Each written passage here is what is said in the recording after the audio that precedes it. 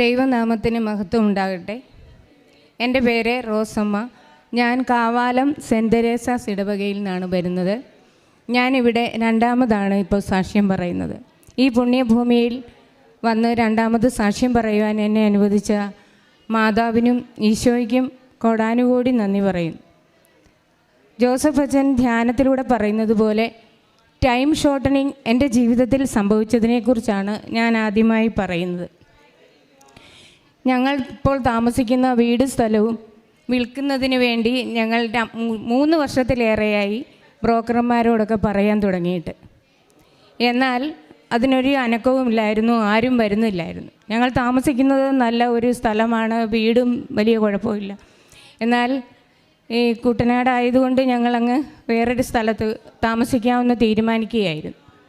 എന്നാൽ ആദ്യമൊക്കെ ഞാൻ ഉടമ്പടി എടുത്തെങ്കിലും ബൈബിള് വായിക്കുകയും പ്രാർത്ഥന ചൊല്ലുകയും ഇടയ്ക്കൊക്കെ പള്ളിയിൽ പോവുകയൊക്കെ ചെയ്യുമായിരുന്നു. ഞായറാഴ്ച മാത്രമല്ല, ദിവസങ്ങളിൽ 2-3 ദിവസമൊക്കെ പള്ളിയിൽ പോകുമായിരുന്നു.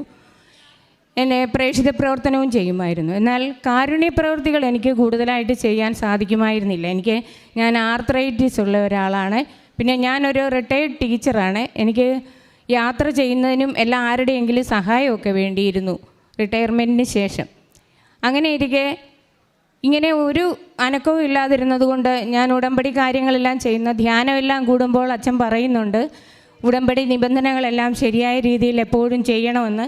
നമ്മൾ അങ്ങനെ അവൻ പറയുന്നത് പോലെ ചെയ്താൽ മാത്രമേ നമുക്ക് നമ്മുടേതായ കാര്യങ്ങൾ മാതാവ് സാധിച്ചു തരികയുള്ളൂ, മാതാവ് പുത്രനോട് പറയുകയുള്ളൂ എന്നുള്ള ബോധ്യം എനിക്കുണ്ടായി. അങ്ങനെ ഇരിക്കെ എൻ്റെ രോഗങ്ങളൊക്കെ ഒരുവിധം കുറവായപ്പോൾ എങ്ങനെയാണ് ഈ കാരുണ്യ പ്രവൃത്തി ചെയ്യുന്നത്, എവിടെയാണ് പോകേണ്ടത്, അനാഥാലയത്തിലാണോ വൃദ്ധമന്ദിരത്തിലാണോ, എനിക്കൊരു പിടിയും കിട്ടുന്നില്ലായിരുന്നു.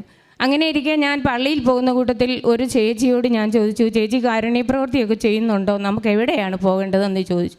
അപ്പോൾ ചേച്ചി പറഞ്ഞു, അങ്ങനെയാണെങ്കിൽ നമുക്ക് പോകാം, നമ്മുടെ ഒത്തിരി ദൂരം അല്ലാതെ ഞങ്ങൾക്ക് ചങ്ങനാശ്ശേരിയിലൊരു വൃദ്ധമന്ദിരമുണ്ട്, അവിടെ പോയി നമുക്ക് ശുശ്രൂഷ ചെയ്യാമെന്ന് പറഞ്ഞു. അങ്ങനെ ഞാനും ചേച്ചിയും കൂടി നവംബർ മാസം മുതൽ, ഈ കഴിഞ്ഞ നവംബർ മുതൽ അവിടെ പോയി വൃദ്ധമന്ദിരത്തിൽ പോയി അവരെ കുളിപ്പിക്കുന്നതിന് സഹായിക്കുകയും അവർക്ക് പൗഡർ ഇട്ട് കൊടുക്കുകയും അവരുടെ ഡ്രസ്സ് ഇടിക്കുകയും അവരുടെ സ്ഥലമെല്ലാം തൂത്തു കൊടുക്കുകയും മുറിയെല്ലാം വൃത്തിയാക്കുകയും തുടയ്ക്കുകയൊക്കെ ചെയ്തു. അങ്ങനെ എല്ലാ ആഴ്ചയിലും ഞങ്ങൾ പോയി ആ ജോലികൾ ചെയ്തുകൊണ്ടിരിക്കെ പെട്ടെന്നാണ് ഞങ്ങളുടെ വീട്ടിലേക്ക് ഞങ്ങളുടെ വീടിൻ്റെ വിൽപ്പനയുമായി ബന്ധപ്പെട്ട് ബ്രോക്കർമാർ വരാൻ തുടങ്ങി. ശരിക്കും നോക്കി നിൽക്കാൻ നമുക്ക് അത്ഭുതം നടക്കുന്നത് പോലെ ജനുവരി മുതൽ ഡിസംബർ മുതലേ ആൾക്കാർ വരാൻ തുടങ്ങി, കാണാനൊക്കെ വരാൻ തുടങ്ങി. പക്ഷേ വന്ന് കാണുന്നവർക്കെല്ലാം ഇഷ്ടപ്പെടുന്നുണ്ട്. വില അങ്ങോട്ട് ശരിയായ രീതിയിൽ നമുക്ക് തരാനായിട്ട് അവർക്കൊരു മടി. വരുന്നവരെല്ലാം പിന്നെയും വരുന്നുണ്ട്. പക്ഷേ അങ്ങനെ ഇരിക്കെ 2-3 ബ്രോക്കർമാർ ആൾക്കാരെയും കൊണ്ട് വരികയും കാണുകയെല്ലാം ചെയ്തു. പക്ഷേ ഞാൻ അമ്മയുമായി ഒരു ഉടമ്പടി ചെയ്തിരുന്നു. അമ്മേ, എനിക്ക് ഈ ഫെബ്രുവരി 7 മുമ്പ് അഡ്വാൻസ് കിട്ടണം. അതുപോലെ തന്നെ ഞാൻ അമ്മയോടൊരു എമൗണ്ട് പറയുകയും ചെയ്തു. അതിൽ കുറയാൻ ഞാൻ സമ്മതിക്കുകയില്ല എന്ന് പറഞ്ഞു. അങ്ങനെ ഞാൻ ബ്രോക്കർമാരൊക്കെ കൊണ്ടുവരുന്നവരെല്ലാം വീണ്ടും കുറച്ചാണ് പറയുന്നത് എമൗണ്ട്. അങ്ങനെ ഇരിക്കും ഞങ്ങളതൊന്നും സമ്മതിച്ചില്ല. എന്നാൽ വീണ്ടും വന്നു അവർ തന്നെ പറയുന്നു, എനിക്കങ്ങ് അവിടെ വെപ്രാളമായി, തീരെ കുറഞ്ഞ ഒരു എമൗണ്ടിന് പോകുമോ ഇതെന്നുള്ള ഒരു ഇതായി. ഞങ്ങളപ്പോൾ ഞങ്ങൾ വേറൊരു സ്ഥലം വാങ്ങിയിട്ടുണ്ടായിരുന്നു, അവിടെ വീട് പണി നടക്കുകയായിരുന്നു. അതുകൊണ്ട് ലാസ്റ്റ് സ്റ്റേജ് ആയപ്പോൾ ഞങ്ങൾക്ക് സാമ്പത്തികമായി ഒത്തിരി ബുദ്ധിമുട്ടായി. അപ്പോൾ ഞങ്ങൾ എങ്ങനെയാകും ഇനിയും? അപ്പോൾ എൻ്റെ ഹസ്ബൻഡ് പറഞ്ഞു, ഇത്രയും കുറവാണേലും നമുക്ക് കൊടുക്കാതിരിക്കാൻ പറ്റുകയില്ല, ഇനി നമ്മൾ എവിടെ പോയി ആരോട് ചോദിക്കാനാണ്, അതുകൊണ്ട് നമുക്ക് കൊടുക്കാമെന്നൊക്കെ പറഞ്ഞു. ഞാൻ അന്നേരം ഓർത്തു, അമ്മ ഞാൻ ഇതെല്ലാം ചെയ്തിട്ട് അമ്മ കാണുന്നില്ലേ, ഇതെന്നെ അമ്മ ഇങ്ങനെ, ഞാൻ അമ്മയോട് പറഞ്ഞ വാക്ക് അമ്മ മറന്നുപോയോ എന്നൊക്കെ ഞാൻ എൻ്റെ ഉള്ളിൽ വിഷമിക്കുകയൊക്കെ ചെയ്തു. ഞാൻ വീട്ടിൽ ആരോടും ഇതൊന്നും പറഞ്ഞില്ല. ഞാനിങ്ങനെ ഒരു ഡേറ്റ് പറഞ്ഞിട്ടുണ്ടെന്നോ ഒരു എമൗണ്ട് അമ്മയോട് ഞാൻ പറഞ്ഞിട്ടുണ്ടെന്നോ ഒന്നും ഞാൻ ആരോടും പറഞ്ഞില്ല. അങ്ങനെ ഇരിക്കെ ഞങ്ങളുടെ തന്നെ കൂടെ പഠിപ്പിച്ച ഒരു ടീച്ചറിൻ്റെ റിട്ടയർമെൻറ്റ് പാർട്ടിക്ക് ഞാൻ പോയി. അവിടെ വെച്ച് വേറൊരു ടീച്ചർ എന്നോട് പറഞ്ഞു, ഞങ്ങളുടെ കൂടെ ഉണ്ടായിരുന്ന ഒരു ടീച്ചർ വന്നില്ലായിരുന്നു, അപ്പോൾ ആ ടീച്ചറിനെ കാണാൻ പോകാം, നമുക്ക് അവരുടെ വീട് വരെ ഒന്ന് പോകാമെന്ന് പറഞ്ഞു. ഞാൻ പറഞ്ഞു, ഞാൻ അവരുടെ ഹോസ്പിറ്റലിൽ ആയിരുന്നപ്പോൾ പോയി കണ്ടതാണ്, പിന്നെ പോകണമെങ്കിൽ നമുക്ക് പോകാമെന്ന് പറഞ്ഞു. ഞാൻ അവരുമായിട്ട് ആ ടീച്ചറിൻ്റെ വീട്ടിൽ ചെന്നു. ആ ടീച്ചറിൻ്റെ വീട്ടിൽ ചെന്നപ്പോൾ നമ്മൾ കൂട്ടുകാരോട് പറയുന്നത് പോലെ, ഞാനിങ്ങനെ ഞങ്ങളുടെ വീട് സ്ഥലമൊക്കെ വിൽക്കാൻ വേണ്ടി പറഞ്ഞിട്ട് കുറേ നാളായല്ലോ, ആരും വന്നില്ലായിരുന്നു. പക്ഷേ ഈയിടെ കുറേ പേര് വരുന്നുണ്ട്, പക്ഷേ അവർക്ക് അങ്ങോട്ട് നല്ല എമൗണ്ട് ഒന്നും നമ്മൾ ഉദ്ദേശിക്കുന്ന എമൗണ്ട് തരാൻ സാധിക്കുന്നില്ല. പക്ഷേ അവർക്ക് വേണമെന്നുണ്ടെന്ന് പറഞ്ഞു. അങ്ങനെ ആകുമ്പോൾ അവനോട് ചോദിച്ചു, നിങ്ങൾ എത്രയ്ക്കാണ് ഉദ്ദേശിക്കുന്നത് എന്നൊക്കെ ചോദിച്ചു. ഞാൻ പറഞ്ഞു, ഞാനതെല്ലാം പറഞ്ഞു. ഞാൻ അന്നേരം ഓർത്ത് അവർ വെറുതെ ചോദിക്കുന്നതായിരിക്കും എന്ന്. പക്ഷേ ഞാനത് തിരിച്ച് വീട്ടിൽ വന്ന് അവരോട് ഞാൻ എൻ്റെ സങ്കടം പറഞ്ഞതേ ഉള്ളൂ. തിരിച്ച് വീട്ടിൽ വന്ന് കുറേ കഴിഞ്ഞപ്പോൾ എന്നോട് അവൾ വിളിച്ചിട്ട് പറഞ്ഞു, ഞാനത് ഒരാൾക്ക് വേണ്ടി വാങ്ങുകയാണ്, നിങ്ങൾക്ക് വേറെ വല്ലവർക്കും കൊടുക്കണമെന്ന് നിർബന്ധമുണ്ടെങ്കിൽ കൊടുത്തു, പക്ഷേ ഞാനത് ഒരാൾക്ക് വേണ്ടി പറയുകയാണ്, നിങ്ങളുടെ വീടിൻ്റെ ഫോട്ടോയൊക്കെ ഒന്ന് അയക്കണമെന്ന് പറഞ്ഞു. ഞാനതെല്ലാം ചെയ്തു. അപ്പോഴും എനിക്കൊരു വിശ്വാസമില്ല, അവർക്ക് നല്ല വീടൊക്കെ ഉണ്ട്, അവർക്ക് അതിൻ്റെ ആവശ്യമൊന്നുമില്ല, ആർക്ക് വേണ്ടിയോ വാങ്ങുന്നത് നമ്മൾ അറിയുന്നില്ല. അങ്ങനെ പറഞ്ഞിരിക്കുന്ന സമയത്ത് അപ്പം ശരി എന്നാൽ ഫോട്ടോ എല്ലാം കഴിച്ചു കൊടുത്ത് കണ്ടു കഴിഞ്ഞപ്പോൾ അവർക്ക് ഇഷ്ടപ്പെട്ടു, അവരെടുത്തോളാം എന്ന് പറഞ്ഞു. അപ്പോഴും ഞാൻ എന്നാൽ അമ്മയോട് പറഞ്ഞു, എമൗണ്ടൊക്കെ ഞാൻ പറഞ്ഞത് തന്നെ സമ്മതിച്ചു. പിന്നെ ഞാൻ ചോദിച്ചു, എനിക്ക് അഡ്വാൻസ് ഒരു 10-ാം തീയതി തരുമോ എന്ന് ചോദിച്ചു. ഫെബ്രുവരി 7-ന് മുമ്പ് തരുമോ എന്ന് ചോദിച്ചു. അപ്പോൾ അവർ പറഞ്ഞു, ഇല്ല സാധിക്കത്തില്ല, 10-ാം തീയതി ആകുമെന്ന്. അപ്പോഴും ഞാൻ അമ്മയോട് പറഞ്ഞു, ഞാൻ അമ്മയോട് പറഞ്ഞ ദിവസമൊക്കെ എൻ്റെ അമ്മ മറന്നു പോയോ എന്ന് ചോദിച്ചു. പക്ഷേ ഞാൻ എന്നാലും പോട്ടെ, അവർ സമ്മതിച്ചല്ലോ, 10-ാം തീയതി എങ്കിൽ 10-ാം തീയതിയും പറഞ്ഞിരുന്നവൾ ആ സമയത്ത് എങ്ങനെയാണെന്നറിയില്ല, അവർ 10-ാം തീയതി പിടിക്കും, മക്കളൊന്നും ഇവിടെ ഇല്ല, മക്കൾ വെളിയിലാണ്, അവരുടെ കാശൊക്കെ വരാനായിട്ട് താമസിക്കുമെന്നൊക്കെ പറഞ്ഞതാണ്. പക്ഷേ അച്ഛൻ പറയുന്ന പോലെ തന്നെ ടൈം ഷോർട്ടനിങ് എന്ന് പറയുന്നത് അമ്മ അവിടെ എനിക്ക് നടത്തി തന്നു. 5-ാം തീയതി 5-ാം തീയതി രാവിലെ അവർ വിളിച്ചിട്ട് പറഞ്ഞു, ഇപ്പോൾ തന്നെ എമൗണ്ട് അങ്ങ് അയച്ചേക്കാവുന്നു. അപ്പോൾ എനിക്ക് മനസ്സിലായി, എൻ്റെ അമ്മ ഞാൻ പറഞ്ഞ വാക്ക് അതുപോലെ തന്നെ സ്വീകരിച്ചു. നമ്മൾ പറയുന്നത്, അമ്മ പറയുന്നത് അവൻ പറയുന്നത് പോലെ ചെയ്യുക എന്ന്. അതുപോലെ നമ്മൾ ചെയ്യുമ്പോൾ നമുക്ക് വേണ്ടിയും അമ്മ പ്രവർത്തിക്കുമെന്ന് എനിക്ക് അവിടെ കാണിച്ചു തന്നു. 7-ാം തീയതി എന്ന് പറയുന്ന ഇന്നലെ ആയിരുന്നു. 5-ാം തീയതി എനിക്ക് അഡ്വാൻസ് കിട്ടി. എനിക്ക് ഈ കാര്യം ചെയ്തു തന്ന അമ്മയ്ക്കും തിരുകുമാരനും കോടാനുകോടി നന്ദി. അതുപോലെ തന്നെ ഞാൻ പറഞ്ഞല്ലോ, ഞങ്ങളുടെ പുതിയ വീടിൻ്റെ പണി നടക്കുന്നതിന് വേണ്ടി ഞാനും എൻ്റെ ഹസ്ബൻഡും റിട്ടയർഡ് ഹാൻഡ്സാണ്. ഞങ്ങൾക്ക് ലോൺ കിട്ടാനായിട്ട് ഒരു ബുദ്ധിമുട്ടുമില്ല. ഞങ്ങൾ ലോണിനൊക്കെ അപ്ലൈ ചെയ്തു. ഞങ്ങളടുത്ത് നമുക്ക് നല്ല ഇതുണ്ടല്ലോ, മെറിറ്റ് ഉണ്ടല്ലോ, നമ്മളങ്ങനെ ചിന്തിക്കുന്നത്. ഞങ്ങൾ വലിയ കാര്യത്തെ ആപ്ലിക്കേഷനൊക്കെ കൊടുത്തു, പക്ഷേ ഞങ്ങൾക്ക് ലോൺ അങ്ങോട്ട് സാങ്ഷൻ ആകുന്നില്ല. ലോൺ സാങ്ഷൻ ആകാതിരുന്ന് ഞങ്ങൾ എല്ലായിടത്തും ഓടി വന്ന് എന്താണ് പ്രശ്നമെന്നെല്ലാം അന്വേഷിച്ചു. അവർ പല കാരണമാണ് പറയുന്നത്, മുന്നാധാരം ഇല്ലെന്നോ പല കാര്യങ്ങൾ പറയുന്നു. മുന്നാധാരം അപ്പോൾ അതിൻ്റെ പ്രോപ്പർട്ടിയുടെ ഓണറിന് വേറൊരാളുമായിട്ട് എന്തോ ഇഷ്യൂ ഉണ്ടായിട്ട് അവർ കൊടുത്തില്ല, അവർക്ക് കൈ കിട്ടിയത് അവർ കൊടുത്തില്ല.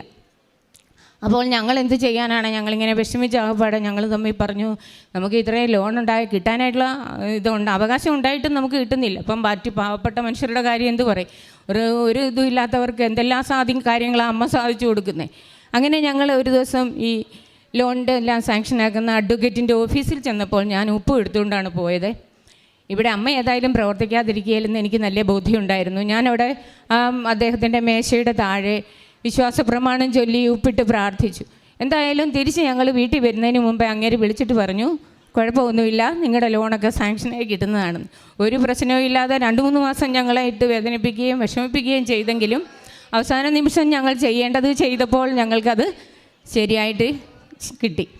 പിന്നെ അടുത്തത് എൻ്റെ മകൾ BEdന് പഠിച്ചപ്പോൾ ഞാൻ അവൾക്ക് നല്ല മാർക്ക് വാങ്ങി പാസ്സാകുന്നതിന് വേണ്ടിയുള്ളൊരു ഇതിനു വേണ്ടി പ്രാർത്ഥിച്ചിരുന്നു, കൃപയ്ക്ക് വേണ്ടി പ്രാർത്ഥിച്ചിരുന്നു. അങ്ങനെ തന്നെ അവൾക്ക് BEd നല്ല മാർക്കോടുകൂടി പാസ്സാകാൻ സാധിച്ചു. ഇത്രയെല്ലാം നന്മകൾ എനിക്ക് വേണ്ടി ചെയ്ത ഈശോയ്ക്കും അമ്മയ്ക്കും കോടാനുകോടി നന്ദി പറഞ്ഞോളൂ. അതുപോലെ തന്നെ ഉടമ്പടി എടുക്കുന്നതിന് മുമ്പ് എൻ്റെ ജീവിതം എന്ന് പറയുമ്പോൾ സാധാരണ ഒരാൾക്കാരെ പോലെ ഞായറാഴ്ച മാത്രമല്ല, ഇടദിവസം 2-3 ദിവസവും ഒന്ന് പള്ളിയിൽ പോകും, അത്രയൊക്കെ ഉള്ളായിരുന്നു. എന്നാൽ ഉടമ്പടിയിൽ സജീവമായപ്പോൾ ഞാൻ എല്ലാ ദിവസവും പള്ളിയിൽ പോകാൻ എനിക്കൊരു മടിയില്ല പള്ളിയിൽ പോകുന്നതിന്. അതുപോലെ തന്നെ കൃപാസനത്തിൽ വരണേ എനിക്ക് ആരുടെയും ആശ്രയം വേണമായിരുന്നു. ഇന്നെനിക്കിപ്പോൾ നല്ല ധൈര്യമുണ്ട്, ഞാൻ തന്നെ ബസ് കയറി ഇങ്ങി പോരും.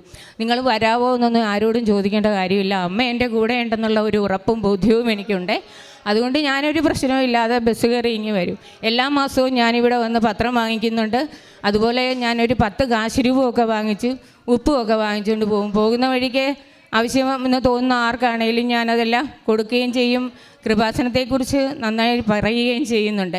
പത്രം ഞാൻ കോട്ടയം മെഡിക്കൽ കോളേജിൽ കൊണ്ട് വിതരണം ചെയ്യും. അപ്പോൾ അവിടെയും പാവപ്പെട്ട മനുഷ്യർക്ക് എന്നാൽ കഴിയുന്ന സഹായം, സാമ്പത്തിക സഹായവും ചെയ്യും. അതുപോലെ ഞാൻ പോകുന്ന ദിവസം 2-3 പൊതി ചോറും എടുത്തുകൊണ്ട് പോകും. അവർക്കതും കൊടുക്കും, കാശ് രൂപവും കൊടുക്കും, പത്രവും കൊടുക്കും, മാതാവിനെ പറ്റി പറയുകയൊക്കെ ചെയ്യും. അവിടെയും നെഗറ്റീവായിട്ട് പറയുന്ന ആൾക്കാരുണ്ട്. ഞാനന്നേരം അവരോട് പറയും, നിങ്ങൾക്ക് ഇഷ്ടമില്ലെങ്കിൽ നിങ്ങൾ വിശ്വസിക്കേണ്ട, അവിശ്വാസമുള്ളവർക്ക് അത് മാതാവ് ചെയ്തു കൊടുത്തുകൊള്ളൂ എന്ന് പറയും. അങ്ങനെ കാരുണ്യ പ്രവൃത്തിയാണെങ്കിലും ഇപ്പം ഞാനവിടെ വൃദ്ധമന്ദിരത്തിൽ പോകുന്നുണ്ട്. എല്ലാവർക്കും അവിടെ അവർക്ക് ആവശ്യമായ കാര്യങ്ങൾ ചെയ്തു കൊടുക്കുന്നുണ്ട്. പിന്നെ എന്നെ അനാഥരായ 2 കുട്ടികൾക്ക്, ഞാൻ മാതാപിതാക്കളില്ലാത്ത 2 കുട്ടികൾക്ക് ഞാൻ എല്ലാ മാസവും എനിക്ക് കിട്ടുന്ന പെൻഷൻ തുകയിൽ നിന്ന് ഒരു നിശ്ചിത എമൗണ്ട് വീതം എല്ലാ മാസവും കൊടുക്കുന്നുണ്ട്. പിന്നെ നമ്മുടെ പരിസര പ്രദേശങ്ങളിലുമൊക്കെ ഉള്ളവർക്ക് വേണ്ടതായ സഹായങ്ങൾ എന്നെക്കൊണ്ട് ചെയ്യാവുന്നതൊക്കെ ആഹാരമാണേലും വസ്ത്രമാണേലും സാമ്പത്തിക സഹായമാണേലും ചെയ്യുന്നുണ്ട്. ഇത്രയേറെ നന്മ പ്രവർത്തികളും എല്ലാ കാര്യങ്ങളും ചെയ്യാൻ എനിക്ക് മാതാവും ഈശോയും ചെയ്ത നന്മകൾക്ക് നന്ദി പറയുന്നു. അതുപോലെ തന്നെ ജീവിതം വളരെ പെട്ടെന്ന് ദേഷ്യപ്പെടുന്ന ഒരു സ്വഭാവമായിരുന്നു എൻ്റേത്. എന്നാൽ ഇപ്പോൾ ആരെന്നാ പറഞ്ഞാലും ഞാൻ തന്നെ ഓർത്തിട്ടുണ്ട്, ഞാൻ എന്നെ ഈ ഒന്നും ചൂടാകാത്തത് ഇപ്പോൾ ഞാൻ ചിന്തിച്ചിട്ടുണ്ട്. പക്ഷേ എനിക്ക് അവരോട് സമാധാനത്തോടെ മറുപടി പറയാൻ ഇപ്പോൾ സാധിക്കുന്നുണ്ട്. അതെല്ലാം ഉടമ്പടിയിലൂടെ എനിക്ക് ലഭിച്ച കൃപയാണെന്നാണ് ഞാൻ കരുതുന്നത്. ഈ ജീവിത രീതി തന്നെ നിത്യ ജീവിതം ആകുന്നതുവരെ തുടർന്നു പോകാനാണ് എനിക്ക് ആഗ്രഹം. ആ കൃപ എനിക്ക് തരുവാൻ ഞാൻ ഈശോയോടും മാതാവിനോടും അപേക്ഷിച്ചു.